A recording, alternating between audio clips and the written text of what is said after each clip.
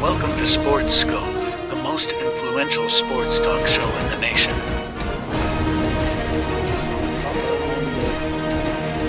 What is today, the 19th? Stay tuned for updates and great sports content. Hello, everybody. Welcome to the Real Sports Scope. I'm your host, Robert Butler. Got a great show with you for tonight. Got Andre Gibson coming back to the program. Going to get some questions about the Titans with him. We'll discuss this Titans really disappointing season so far. And also, we'll talk a little bit about the college football game. I'll ask him about this incident here with the fans there at Yankee Stadium about the game tonight, and I'll talk about that as well. Going to touch on a little college football as well. Big game, Penn State, Ohio State. Got a few thoughts. You know, both of these coaches are underwhelming in these big games. Who's got more pressure, Ryan Day or James Franklin? I don't know. It's pretty close there. Examine that as well. Maybe talk a little bit about the top 25. But first, let's take our first and only break. I'll be back here after a few short announcements, and we'll hit the ground running here on the Real Sports Scope. Hello, Sports Scope followers. The program has seen tremendous growth since going 5 days a week. I just wanted to thank everybody for your cash contributions and sharing the program with friends and families. Just a reminder, if you want to contribute to the program, go to the Cash App, the cash sign, and Sports Scope. There are other ways to contribute to the program listed at the bottom of the screen. If you want to advertise on the program, go to sports, that is sports with an S, another S, scope, SKOPE, at gmail.com, just like it's listed at the bottom of the screen. Thank you and enjoy the program. I'm Mac, CEO of National Streaming Sports and host of the Mac and Jack Sports Show. You're watching the sharp-dressed man and the big story breaker, Robert Butler, on Sports Scope, Monday through Friday at 8 p.m. Eastern on National Streaming Sports. Introducing National Streaming Sports, live and on-demand sports talk programming that you can access 24/7. For the premier sports talk experience, tap into our Roku channel. Start your mornings with Mac and Jack covering all the weekend sports action. Then pour a cup and enjoy all the sports you can drink on the Coffee and Sports podcast. At midday, talk sports from east to west on the Coast to Coast podcast. Followed at night by some hot girl talk with Prim and Proper Sports featuring Sonia Pearson. Talk boxing on the Gloved Fist. Yankee fans tune in for Start Spreading the News. And there's more on the College Sports Huddle and Sports Scope with Robert Butler. There are 20 podcasts in all and 70 weekly shows giving us a 3.4-star viewer rating. To find us on Roku TV, search for National Streaming Sports on the Roku search bar. Click on the logo and you're in. National Streaming Sports, live and on-demand sports talk for America. National Streaming Sports is brought to you in part by BetUs.com, designed for true fans. NFL odds, Week 1 and futures, college football odds, including Heisman Trophy favorites and playoff odds, NBA odds of division winners and playoffs, Major League Baseball playoff and World Series odds, the National Hockey League Conference playoffs and Stanley Cup odds, and boxing wagers. Betting opportunities include versus the spreads and outright winners, also during the game. Use our link on our website, nessp.info, the Bet Us Opportunities webpage, for a 125% bonus on your first 3 deposits. Must be 21 years old, and remember, bet responsibly. Greatly appreciate all those announcements. Makes the program look a little better. I know they can be a little long there with the first break there. Good evening, everybody. Welcome to the Real Sports Scope. Okay, let's start with this thing. Okay, Yankees end up saving off being swept by the Dodgers last night. They're going to be playing here shortly in a few minutes. the 2-3-2 format. I said it would go 6 games, so I guess I'll stick with my prediction. And Garrett Cole will be back tonight. So 3 days rest, I guess you want to say. He pitched Friday night, but he only pitched 88 pitches. And, of course, I guess the analytics, which sometimes can get the best of these managers, Boone takes him out. And you know what happened. The Grand Slam happened in Game 1. And, of course, they were down 0-3-1 last night. Could possibly send it to a Game 6 here. Like I said, I think it probably will be the 2, him and what's the other guy's name? Faggerty or whatever. Faltherty, the pitcher there for the Dodgers. Both pitched a great. That Game 1 was awesome. But anyways, okay. Now, we know they won 11-4 last night. Of course, the talk was this fan interference thing. The 2 fans were trying to hold Mookie Betts and take the ball out of his hands. And when I first saw this replay, I'm watching it on either TikTok or the X app, and I just glanced at it and I thought, okay, this is a typical fan catching the ball over the player. It was in the stands. The fans should be okay. Then I watched it again today. And I'm like, no, okay, now I know why the Yankees security escorted these 2 gentlemen out of the building, and they're not going to be allowed to come to tonight's game. Some are calling for this to be a lifelong ban. I've got the video. I've uploaded it. Take a look at last night, just in case you missed it, and what everybody is talking about today. He had the home run turned into a double back at Dodger Stadium. And yeah, Betts has that ball in his glove, and this fan literally tries to take his glove off. Pries the ball out of there. A for effort. Well, he won't be watching the game much longer. Wow, he might just from a TV. He'll be watching us on the TV. He'll be watching from somewhere else. I think that is John Smokes. That's correct. You do not put your hands on the player. You got one guy putting his hands on the player. Then you got another guy unloading the glove there. I didn't know that was the case here. And you got people actually defending these guys.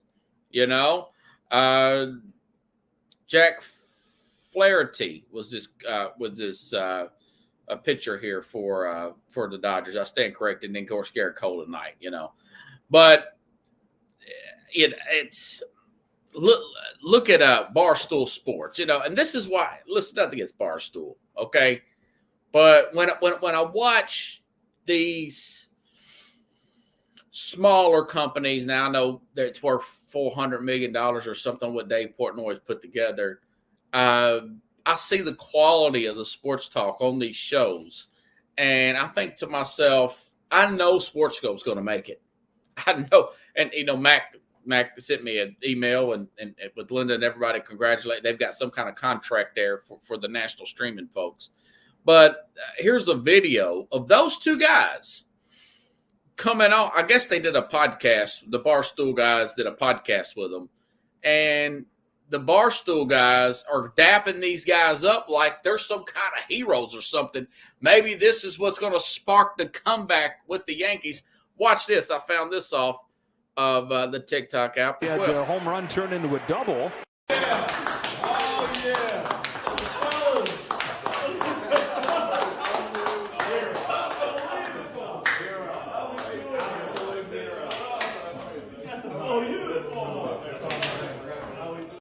So I don't know what that was all about. I guess that they like to be shock jock of sports talk or whatever. But no, man, I mean, you simply cannot put your hands on the players. That is a totally out of order there. Maybe not a lifetime ban. I'll get Andre's opinion on that when he comes up 30 minutes past the hour. But at least, yeah, they would be suspended. They're not going to be able to go to any more games in Yankee Stadium this season. And I would ban these 2 guys. I don't know if they're season ticket holders or not, but I would ban them for a year for that there, Pickles. As far as the game is concerned, felt like Aaron Boone in game one, the Yankees seemed to have that thing in the bag. He got a little – I know there's a thin line between pulling and not pulling your starting pitcher out there. I know Garrett Cole only had 88 pitches on Friday per se, but look at it on the other side. Go back about 21 years now. Grady Little, he held Pedro Martinez in too long. He held him in too long against the Yankees.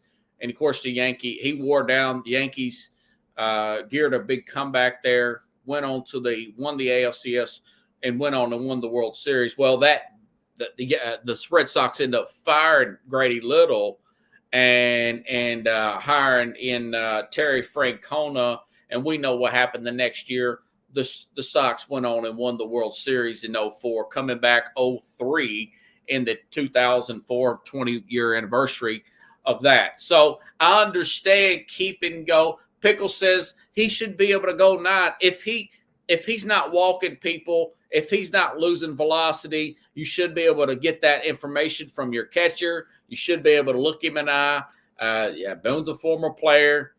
If you cannot go, just let me know, man. If it's just a little bit off, let me know. I'm asking you now. This ain't an Anthony Richardson situation where you just want to bench yourself, but something like that if it's bottom of the 7th or the 8th. But if not, if he's looking as good as he looked on Friday night, you should be able to, like Pickle says, keep him in there 9 innings and just let him because it's a relief thing. The Dodgers have the edge on the relief. That's what I said, and that's what I've been hearing and reading. And obviously, that's the way this particular series has played out. And, of course, the Dodgers got a lot of talent there all over the place. I know Ohtani's a little banged up, but, I mean, I just showed the Mookie Betts play. And, of course, Kiki Hernandez, Freddie Freeman. What was it? Freeman that hit that grand slam the other night when they won, 6-4 there. Very dramatic fashion. So that's my take on it. It's an interesting series. And again, folks, I'll have Andre Gibson coming up here in about 15 minutes. Just a quick take. It was a big game, college game on last night. Pampered daddy figures don't understand the drive of an all-star pitcher has. That's right. That's right there, Pickles. Did want to comment on a little bit of college games. Big game coming on this weekend, Penn State, Ohio State. I'll talk about that in a little bit. But Texas A&M, Texas A&M under this new coach, what's his name, Mike Elko, I want to say. I tell you, man, when he took over for Jimbo Fisher, after watching the week one, what was it, the Labor Day weekend game against Notre Dame, I thought Notre Dame was playing good, would be a good matchup. I like that. I like the quarterback. I like a lot of their transfers at Notre Dame. Gave Notre Dame the edge there. As of watching the game, I did not like the offensive strategy. It looked very conservative and not what I want to say, not one bit creative whatsoever in that week one loss there to Notre Dame.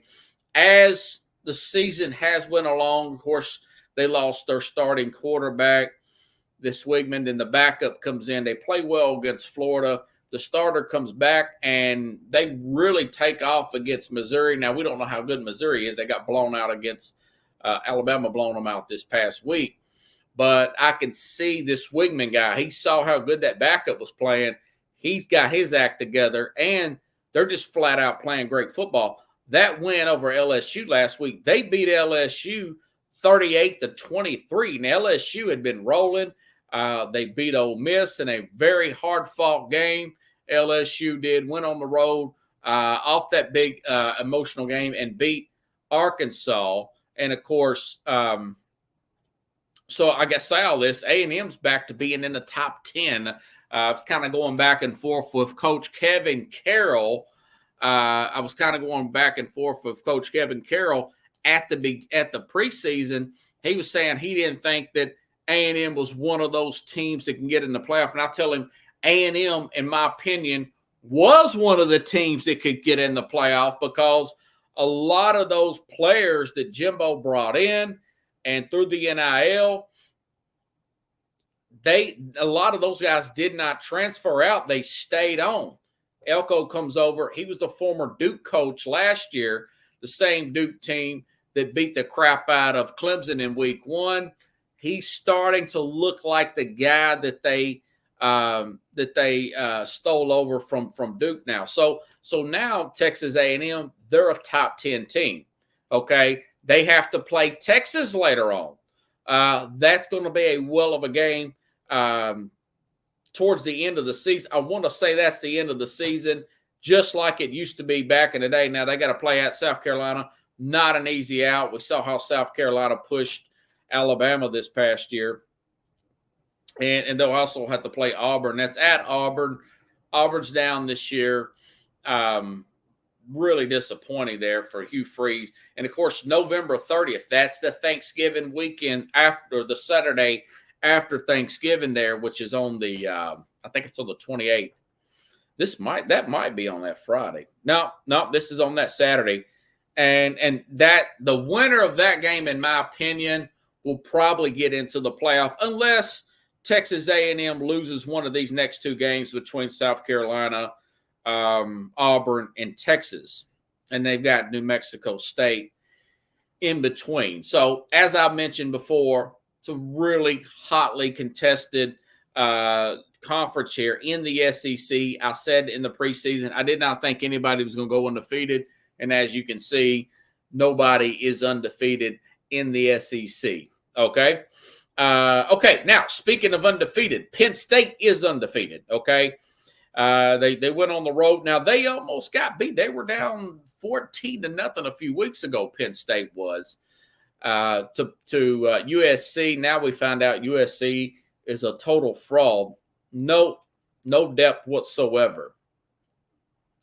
But they're 3.5-point underdogs against Ohio State, and I got to find out exactly where this is. I could have swore this game was being played I could have swore this game was going to be played at Penn State, but it may actually be played at it is being played at Penn State. Somebody said it's going to be played at Ohio State, some media outlet, and had to double check. No, it will be played at Penn State. Penn State's number 3. Ohio State's number 4. This is a big matchup in the mid-90s. You know, I know nothing's like Ohio State, Michigan, but this was a big matchup in the 90s. A lot of really good linebackers coming from Penn State. I remember when Eddie George played, I want to say it was a 96 team. 96. That was a really good game back in the day. Of course, Eddie went on later to win the Heisman. But you can make the argument that what is this guy's name? Alan, Drew Allar. He's a better prospect, an NFL prospect, than Ohio State's Will Howard. Now, listen, Ohio State clearly has the better team here. And I was looking at the records of these two coaches, and this thing against top 10 teams, this is I don't know who's got more pressure on them to win this particular game. Against top 5 opponents, Fox Sports put this out.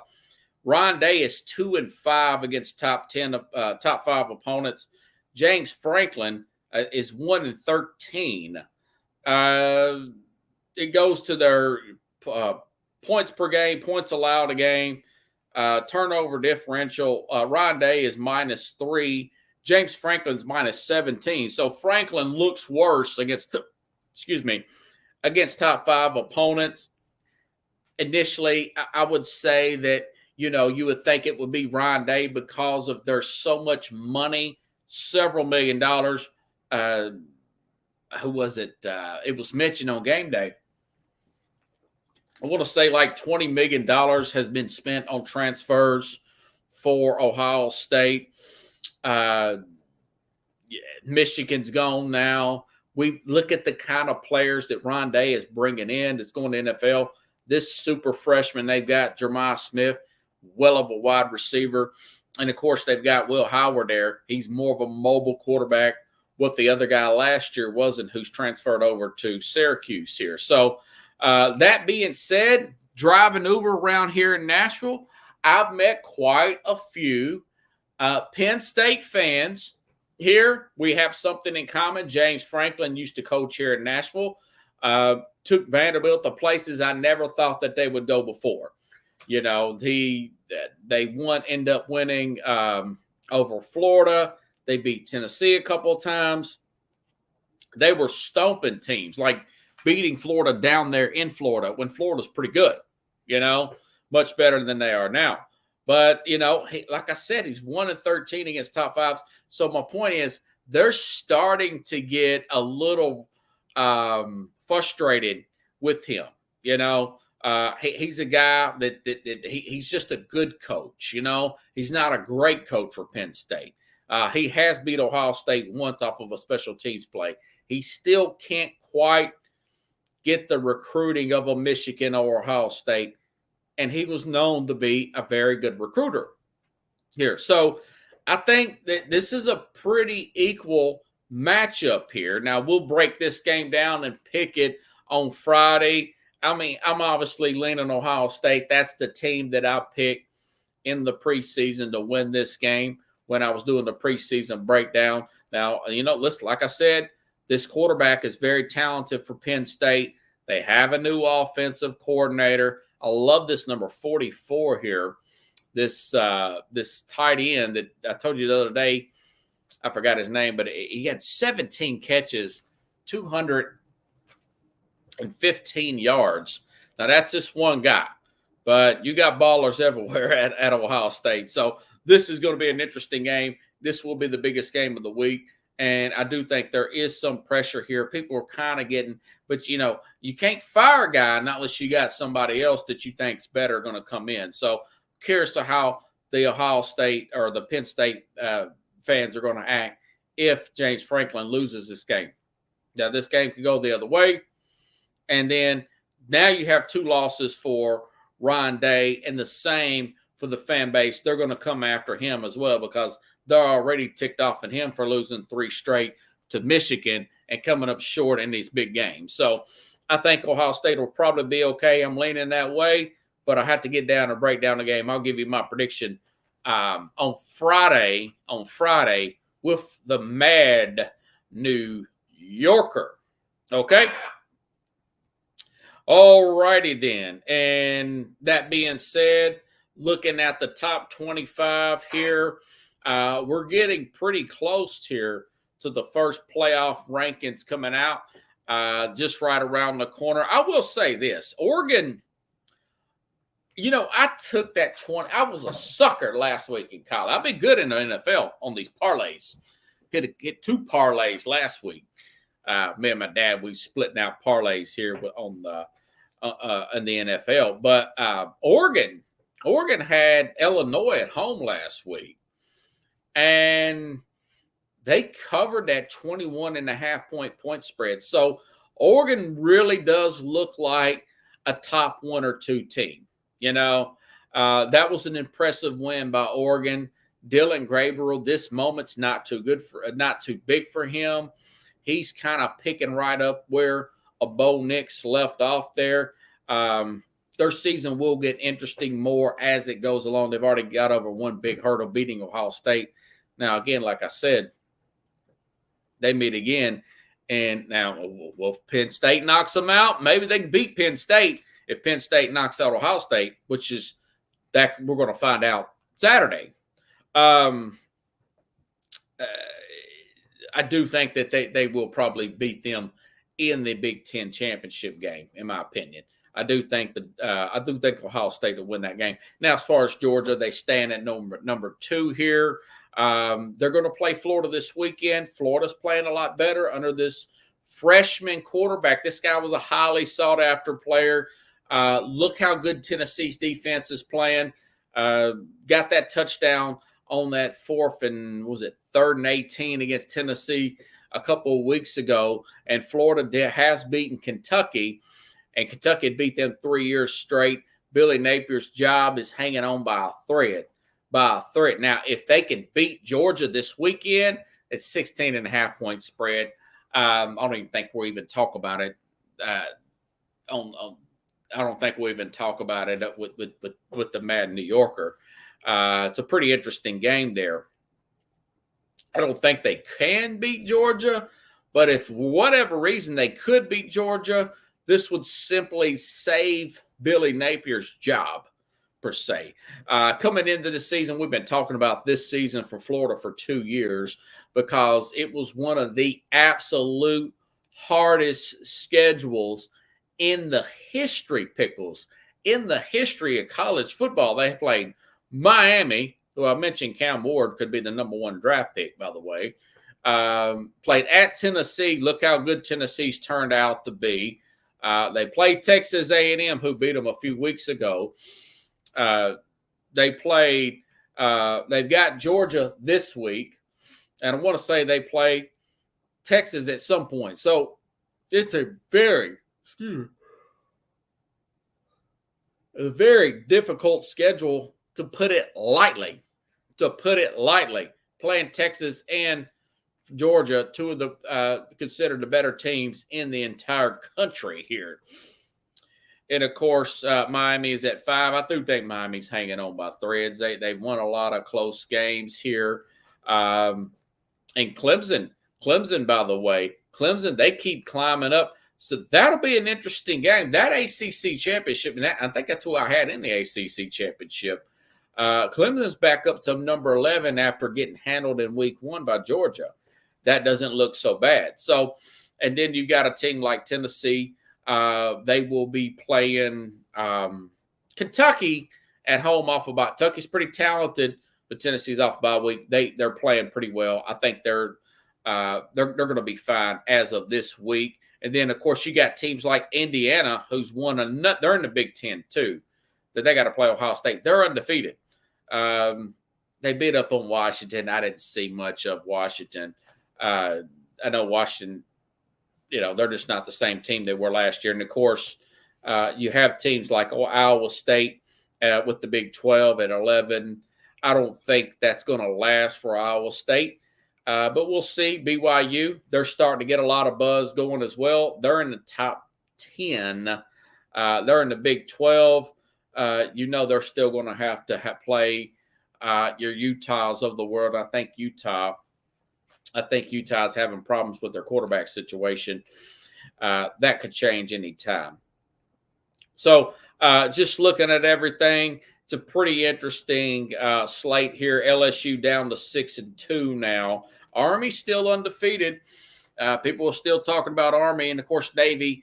There was a lot of hype on that Navy game coming in, and Notre Dame, they had made me look bad here. They actually won that game and won it pretty decisively. If they wouldn't have coughed up a hairball against Illinois State, Notre Dame would be like in the top 5 right now, maybe even top 3 per se, because they went on the road and beat A&M, but they lost to Illinois State the very next week after that big win there. So go figure, man. That's something you got to deal with. Like Nick Saban says, you've got to you've got to not let these players rest on their laurels. They have to do what they're supposed to do.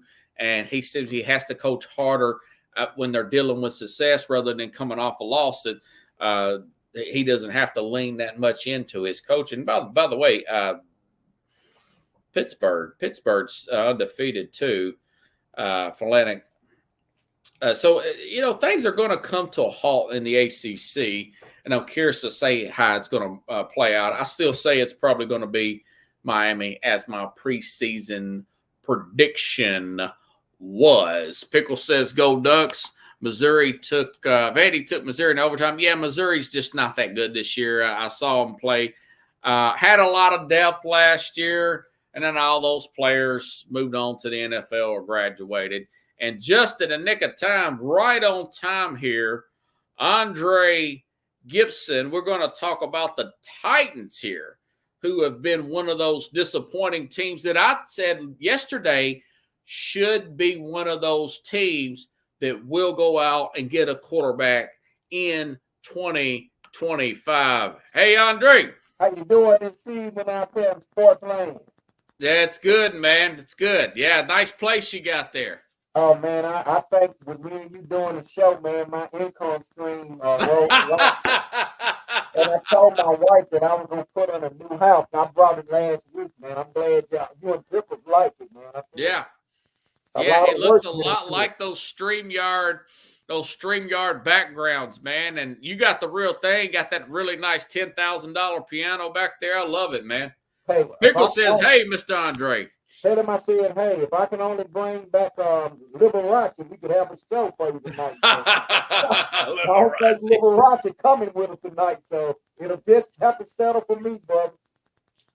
Yeah, I hear you, man. I hear you. Let me get your opinion real quick of this.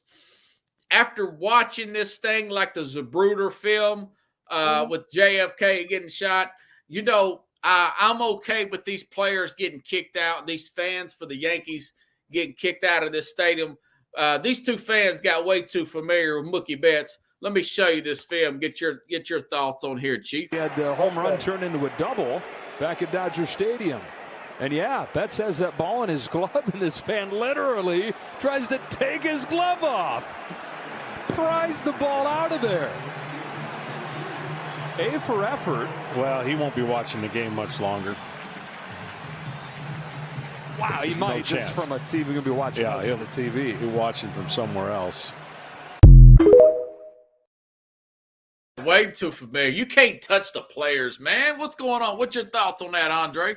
Man, that dude loved Mookie Betts, man. I tell you, I thought the other, his compadre in crime, I thought he was going to hug Mookie, man. He snatched him up so high in the air. I was like, hey, what the yeah. Hey. But now, man, a long-term banishment from watching games is a little excessive. The fans do get a little bit familiar with, like, Chicago game years ago with the Cubs. I think that if we let the play take place, and if he snagged it out of the air, let the man have his Willie Mays moment, man. You know what, man? The funny part, but he wouldn't. I could ever get him on here, but I used to work with Mookie Betts' mom at the state, man. Yeah, we need you to pull some strings. Make sure and speak into that mic. You're a little low. Okay. Mookie, trust me, I don't have that kind of clout with Mookie Betts. Mookie don't even know my name. He went to Overton High School, didn't he? Yeah, but his mama works for the state. She might have retired by now, but well, he's worth $100 million. I hope he retired her. I would like to think he would. Hey, your boy tried to retire his mama, Miss Birdie, man, Mercer, but she didn't want to leave. She drove buses for MTA. He gave, he fixed her house up and everything, but some people don't even know. You talking about former Boston Celtic, Kentucky Wildcat, Ron Mercer? Same one. Went to Stratford, I think. His mother worked, she drove, like I said, buses for MTA, man, and she just wanted to continue to work, man, and that's noble on her part. I guess she figured, hey, I'm so close to getting the pension, I'm not going to lose that. So, some people would have took him up on his offer, I'm certain of that. Hey, he's still worth a lot more money. He get a nice NBA pension, and hey, the Maddox family love Ron Mercer. They helped him invest his money right. He's all right. He's sitting okay. Yeah, I think they should. I don't know about banishing them for life. I think they should probably. I would suspend them for a year. Yeah. They couldn't go to Yankee games for a year. You can't touch the players like that, man. But how would they know they get in? Do they have a way that they could slip in or something? Well, I don't know. Just give their face to all the security people, and if they're season ticket holders, you'll know exactly what the ticket is. That's what I'm going to say. Unless you can AI them or something, man. Do them like they did Tupac at Coachella or something, man. Tupac. Hey, but that's funny for the 3 algorithm. That's right. If the MLB are acting like they shooters Joe Jackson and what's the other one name? The guy with the spikes that he would slide in a second. Yeah. try to Ty bang. Cobb. Yeah, they thought, hell, they act like they Cobb and Shoeless Joe, man. I don't know, man. Sports can be a little something sometimes, man. Yeah, it brings the best and worst out of people. Now, you have been venting to me over a week from now about the Tennessee Titans. It looks like they've really cratered right now. What are they, 1-6? 1-6. Like my dad would say, they couldn't throw a peanut in the ocean right now. They can hit a red barn in the backside with a red apple, man. That's how bad Yeah. they are. So what's your thoughts about this season's team, and just what do you think so far, man? First of all, I'm loving that line that Pickles just said, "Thou shalt not touch Mookie." That's funny, man. That Pickles is incredible, man. But I'm gonna tell you what I think. In week 9, you 1-6. You hadn't beat a team by the numbers that they beat Miami Dolphins by. They have not won or scored more than 17 points this year. And they sit at 0-3 in their division. You know, it's a crap show, man. And at the end of the day, the HC brand is just be patient, stay with it. You tell it to the PSL holders, man. Don't tell it to me, because I'm not buying into the PSL deal. And it's ridiculous to put a product out on that field like that. And that's what he was basically saying today. Then he was alluding, I think, to leverage, because he was saying about patience and going from the college game to the pro game. We all know, if you're a sports fan, man, you know that that's a part of it. If you can't make the transition, dude, you don't need to be in this man's game. If you cannot transport your abilities into the pro game, you ain't gonna last long, man. And Yeah. linemen out there giving you their all, game after game, even they getting frustrated, man. The secondary is horrible. You know that. They horrible. I seen them get burned Sunday, man. It was just pure ridiculous, man. I'm like, Yeah, they're giving up 52 points. And I like the philosophy of Denard Wilson coming into the season. That's their new defensive coordinator. There's some statistics that Tennessee is one of the higher ranking defenses in the league. There's other statistics as far as pure points they're screwing up, including special teams, Andre. Look how good – well, they just played Detroit. Detroit was my preseason pick to get to the Super Bowl. Look how good the Detroit Lions are playing. When they first got this new coach, Dan Campbell, they had to, about a year and a half into his tenure, he had to fire a defensive backs coach. Brian Callahan is a young guy. He's only 40 years old. He's going to have to talk to his dad, who's the offensive line coach, and really figure out who he needs to weed off this coaching staff. That special teams coach is not cutting it, man. He's got to man up and do that, or he's going to be on the hot seat here in another year. That's one thing I think he's going to have to do. He seems a little passive right now, in my opinion. What do you think about Callahan? Man, I think he's a little passive, man. He's playing the Crimea River. Give me some wine with that cheese, telling the fans and the PSL. That's what he was alluding to. Just be patient with us. Just give us a little money. All that's fine and good, man. But let's just remember, a young man out of Oakland, California, they love making memes and cartoons of him in the 60s with his hair pulled back. The late, great Al Davis said it best, and I will always follow. Just win, baby. Just win. Time out for excuses. Excuses don't make wins happen, man. You got W's and you got L's. And after that game on Sunday, I'll be honest with you, every one of them players that didn't perform would have had to ride coach back home. They would have had to fly coach. You couldn't have got on I wouldn't have put you on the Titan plane with me, man. To look over at you, man, and like I said, linemen are crying about, hey, man, I'm out there giving my all, dude, and you missing assignment. That's what the scuttlebutt is, man. So it's enough blame to go around. But let's just be honest, and I hope people can jump back in on this. If the NFL stands for not for long, like Pippins just stated, thank you, Pippins, excuses end at the tip of football in the NFL. Excuses don't get you games, man. You can't keep telling that to. You read the article that I sent you today. I hope. Yeah, fill us in on that. It didn't come all the way through. Nick Barris is a local Tennessee guy. Yeah. He was telling me. Andre sent me an article about a local newscaster getting flack from the organization about his PSLs. Explain what that was all about there. Okay. What I sent you, Nick Barris, our local newscaster out of Channel 5, said, yes, I too once was a Titan season ticket holder, but no more. Full disclosure, I gave up my seats after the Titans as the number one seed in the AFC lost the playoff game at home to the Bengals a few years back. I had enough. Now I'm hearing from many fans who are literally in shock over the pricing of PSLs and seats in what would be the new Titan Stadium under construction. Here's an email recently sent to our newsroom. It is worth the read. I want to share a recent experience with you. On Saturday, I went with my cousin to Titan House to renew his PSL for the new stadium. He has been a PS holder since the beginning and was one of the first 10 PSL holders for the Titans. He was even chosen to attend. I got to get back. I got to find the rest of the article. Just bear with me for a quick second, if you can. And you can get on something else with me, man. Yeah, so basically you're saying that they were kind of wise with him.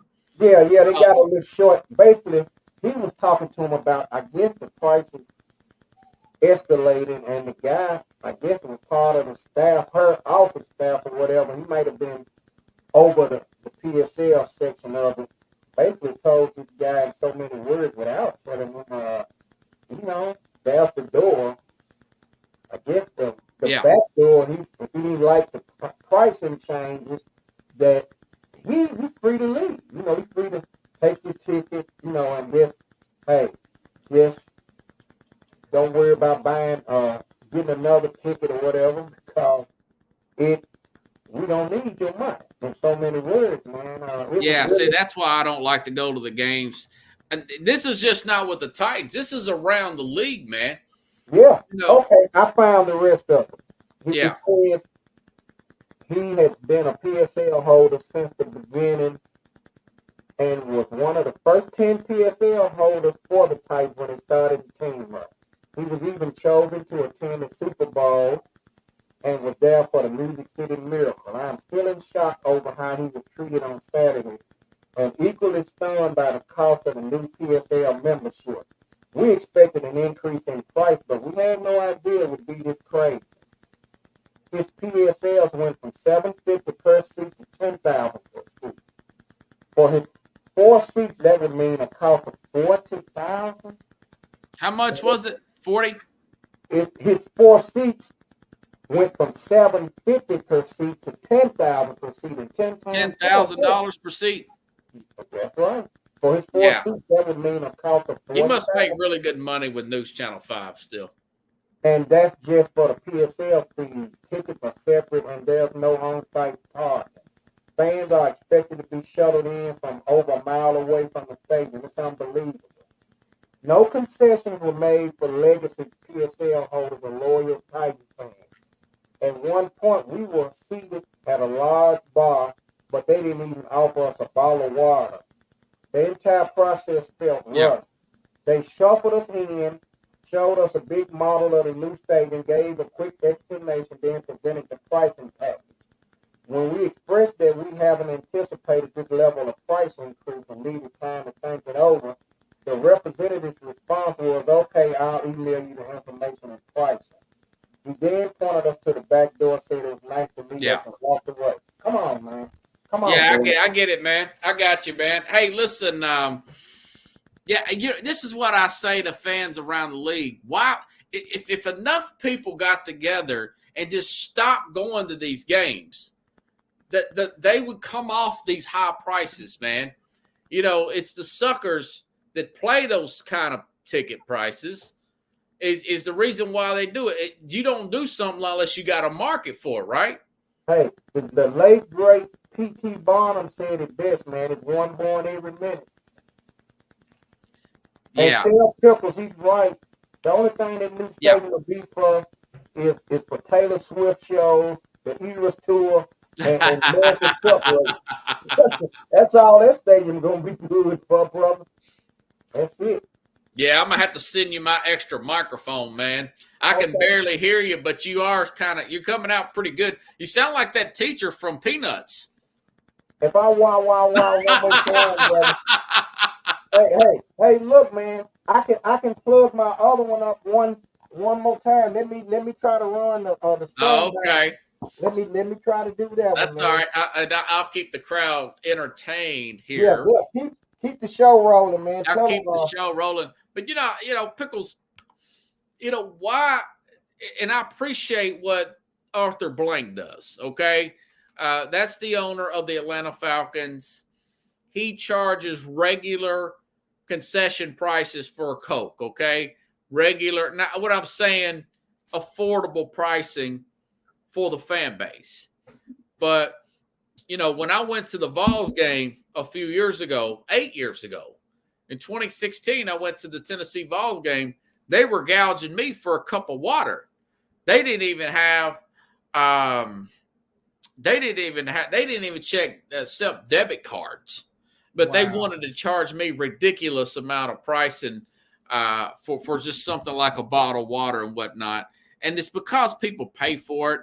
I couldn't sleep at night knowing that I'm charging people like that. That's probably why I'll never be rich there, Andre. I can't hear you now, man. Yeah, Andre, he's got a sound problem. But, Pickles, I can't hear you, brother. You'll have to try it again.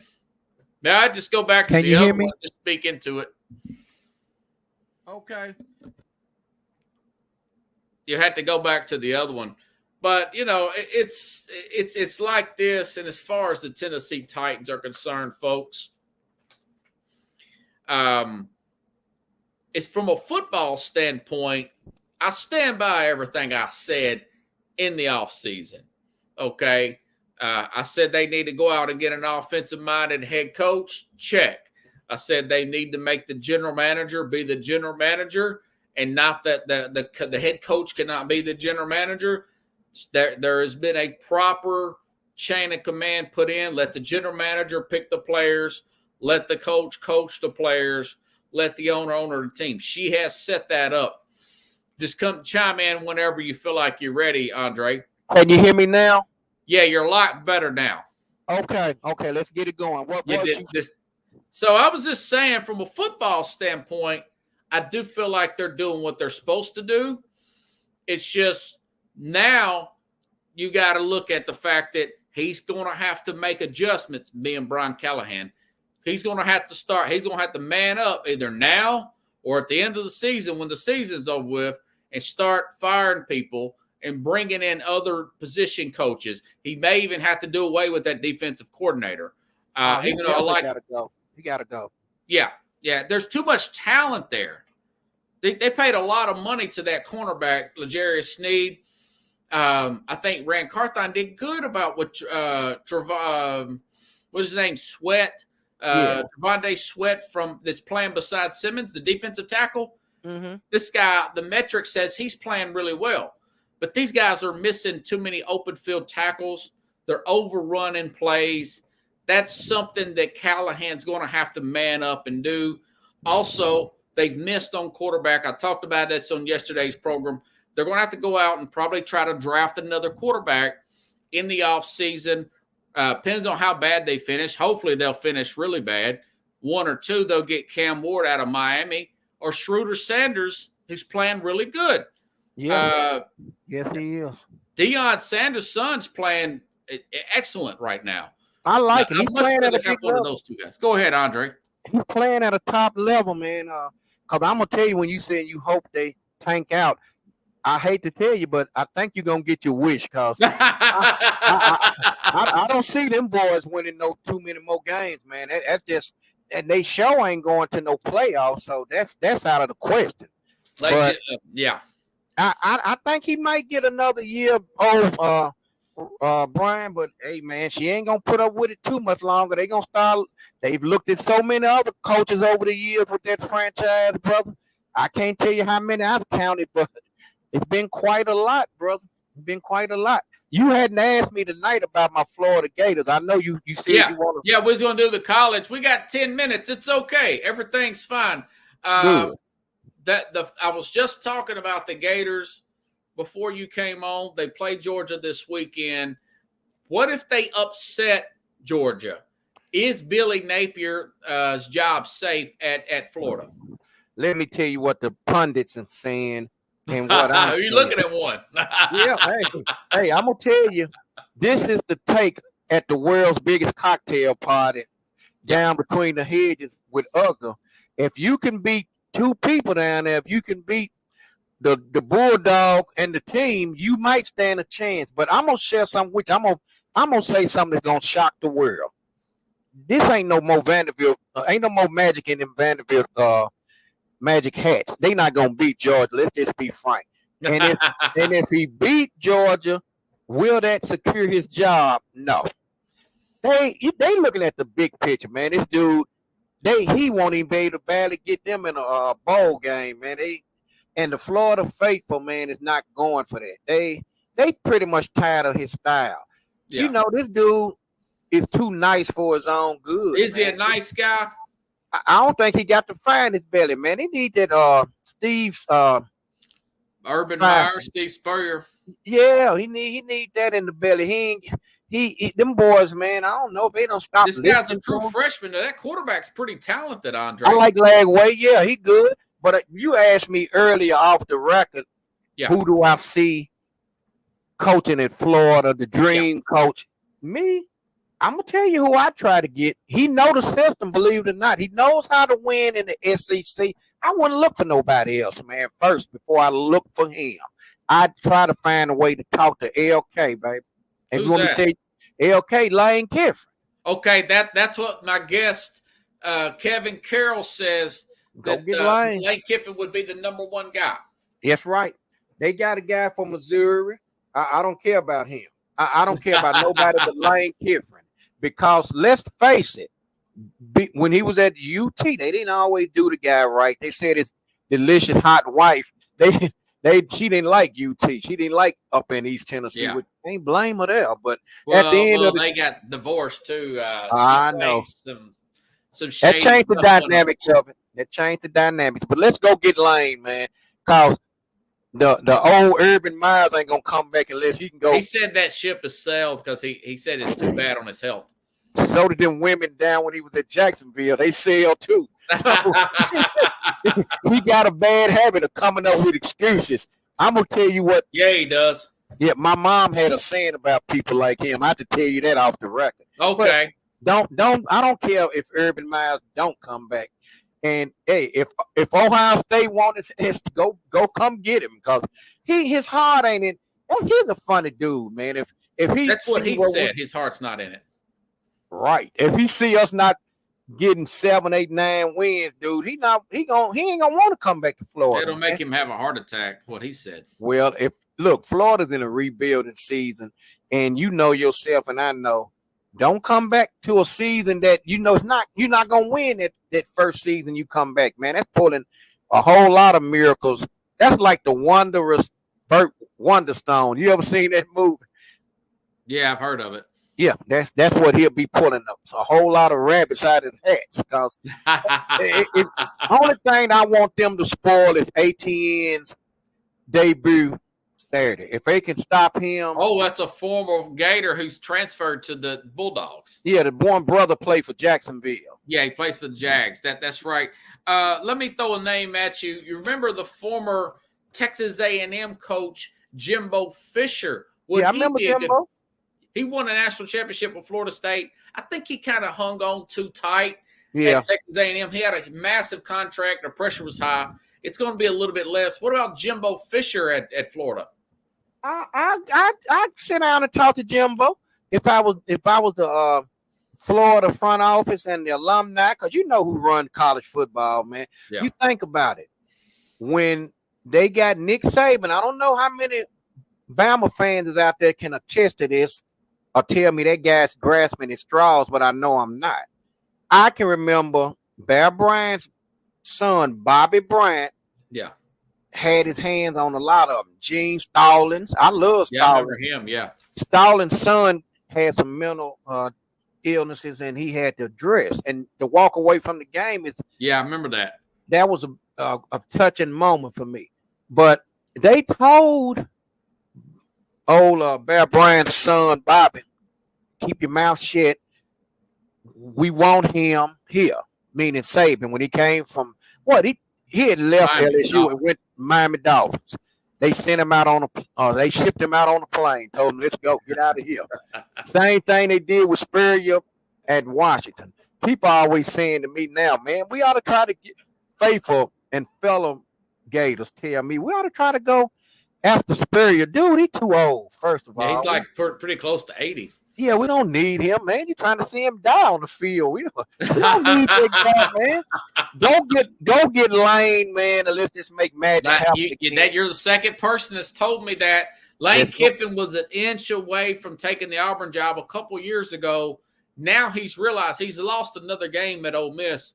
I think he realized this is as good as he's going to get. Maybe they go after Mark Stoops, Bob Stoops' brother, who's coaching Kentucky. Y'all did beat Kentucky the other day. Kentucky had beat them a couple years in a row, you know. What you think about South Florida's coach? South Florida? Yeah, Alex Golick. South Florida's a good team, you know. Yeah. He's got the recruiting ties. Now that you mention it, Florida's going to be a pretty attractive job. I just don't know why that they hired Billy Napier from the get-go. I thought it was a bad hire when they hired him. You know, that guy favors a little bit to me, man, when I watch his mannerisms on the sideline. Do you remember the old TV show Gomer Pyle? Yeah. He reminds me, let's watch it. Look at his face, man. He kind of put me in mind of the late, great Frank Sutton, which was from Clarksville, by the way. But the only difference in him. Sergeant Carter. Yeah, he ain't got Sergeant. He ain't got the fire in the belly, man. He don't have Sergeant Carter's fire because Sergeant Carter got the most out of Gomer. Be honest, Gomer even admitted that. He pulled the best out of Gomer. He took a raw recruit. You can watch those replays on YouTube. Yeah, and Billy Napier can't do it at Florida, man. It's just, I don't know, man. Maybe this guy's too soft. He ain't a Mormon, is he? What's the deal, man? I don't know. I don't know if he is or not, but he too kind. He come from a small school. When they brought in Urban Meyer, he was dominating at Utah, man. And I knew he was going to be a good coach. I just didn't know how good. He turned out to be a great coach who won 2 national championships in what 5 years or so. So, but he said it almost killed him because of the pressure of coaching in Florida. But there's so many good players down there. I don't think you're going to be down long. But listen ain't that good as for Nick Saban. Look at Pickles. Pickles right. Spurrier thought the NFL was a 9-to-5 job. It wasn't no 9-to-5. He right. Pickles, he did go 9 to 9, baby, or 5 a.m. to 9 p.m. Well, you couldn't go to Washington Redskins and coach on the level that he coached at Florida Gators. That wasn't going to fly. But you know what? Think about this, Pickles. I want Pickles' input on this with you, Rob.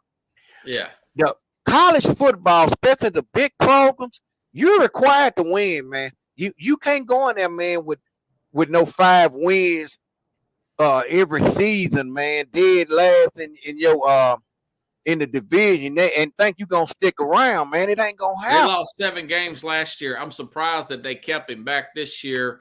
I've got about a minute to go. If Pickles answers it in a minute, we'll put it up there. So anything else you need to get out the last 35, 45 seconds? Well, I can tell you, man, it's been a pleasure and it's been real in the field. Being on your show once again, the Real Sports Show with Rob and Pickles Lebanon. But I'm gonna tell you what, Pickles Lebanon, you can answer this for me. College football is just like the NFL. Neither one has promises for longevity. When you tanking out year after year, the alumni and the faithful money donors at these big schools ain't going for that. That's what they did. That's what he said. Look, let me say this to you, Pickles and Rob. He said you have 3 years tops to win in football. Don't you know, young man, that quote came from Lou Holtz at Notre Dame? That's what he said. Most college coaches get 3 years tops. And that's that was back in the day. Some of them don't get that now. No, you ain't going to get no 3 years in college football if you're a perennial loser, brother. Pickles you says might get 2.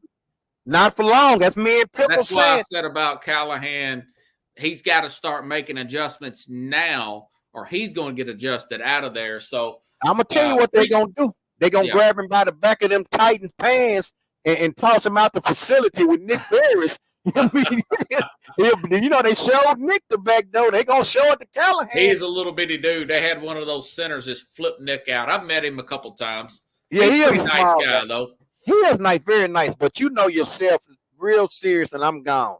You know yourself, and Pickles knows this too. He might get one more year. I don't know of a 3-year I don't know how long his contract was, Callahan, but she cannot afford to sit around and this thing don't come together, man, because you can't walk into that new stadium on a bad note, dude. Yeah, I think it's going to be 2 years for that stadium, but my thing is they got to get a quarterback. I don't believe they got him in Will Levis. We'll end it right there. Andre Gibson, and we'll definitely have you back on there as the world turns in the NFL. Thank you, Pickles. A little soap opera reference there. Andre Gibson, everybody. Appreciate you getting that mic squared away, buddy. Hey, I still want to borrow your mic. Your mic got a little magic in that old wand, man. Nah, this big time. I got one. I'll bring it to you. Bring it to me, man. Please, look. If you want me to put the best show on the table, man, I gotta have the best equipment, brother. hey, and tell Pickles I might have to get him a homemade job, Pickles. I got a friend that sells them. I had to get Pickles a job, Pickles or something. All right. Thank you, buddy. Appreciate you. Thank you. All right. Andre Gibson, everybody. I'll be back tomorrow, folks. We'll go over some things here. I'm really late on time. Have a good night, everybody. I'll see you same time, same place here on the Real Sports Scope.